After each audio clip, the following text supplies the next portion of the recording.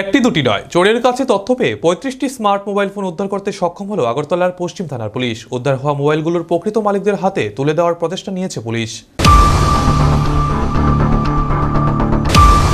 গত 10 তারিখ জয়নগর একে রোড ফুড অফিস সংলগ্ন সঞ্জীব পালের বাড়ি থেকে একটি স্মার্ট মোবাইল ফোন চুরি হয়। ঘটনার পরিপ্রেক্ষিতে পশ্চিম আগরতলা থানায় সঞ্জীববাবু মামলা লিপিবদ্ধ করেন।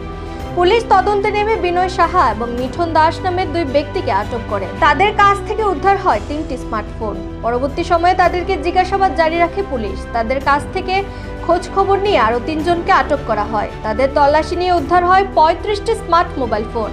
বিভিন্ন সময় বিভিন্ন জায়গা থেকে এই মোবাইলগুলো চুরি করেছিল এরা।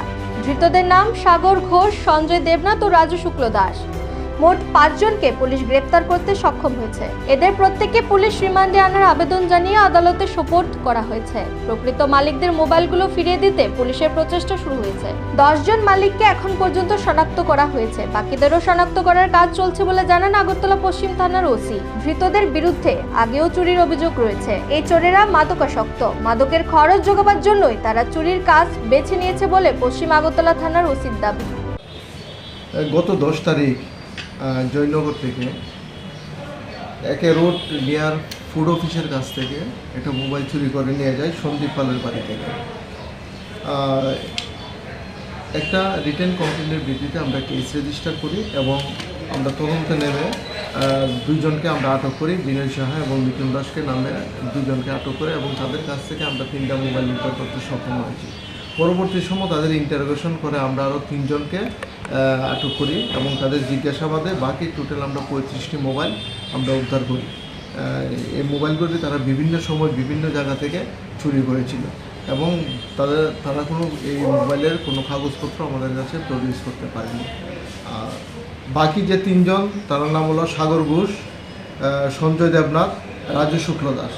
টোটাল 5 জনকে আমরা অ্যারেস্ট করেছি। আজকে পুলিশ রিমান্ড চেয়ে তাদেরকে আদালতে আমরা প্রেরণ করব এবং যে একটা আমরা মামলা নিয়েছি, মামলার নাম্বার হলো 139/2024 under section 329 clause 4 and 305 of BNS অনুযায়ী একটা মামলা নিয়েছি। আর বাকি তদন্তে আমরা আসল ঘটনা বের করতে মালিকানা পাওয়া গেছে না। মোবাইলের মালিকানা সবটি আমরা পাইনি।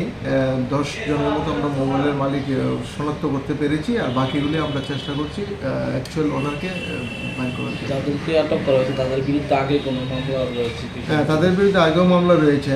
যে মিঠুন দাস, যে বাড়ি PSC বাট্টা, আগেও বিভিন্ন চুরির সঙ্গে সে জড়িত। যাদেরকে আটক করে তারা কি সবাই ড্রাগের সাথে যুক্ত? তারা অ্যাকচুয়ালি ড্রাগের একটি হচ্ছে এবং প্রায় সময় তারা বেসিক্যালি মোবাইলগুলি যখন কোনো মার্কেটে ভিড় থাকে তখন তারা মোবাইলগুলি এইভাবে স্ট্রেচিং করে নিয়ে যায়।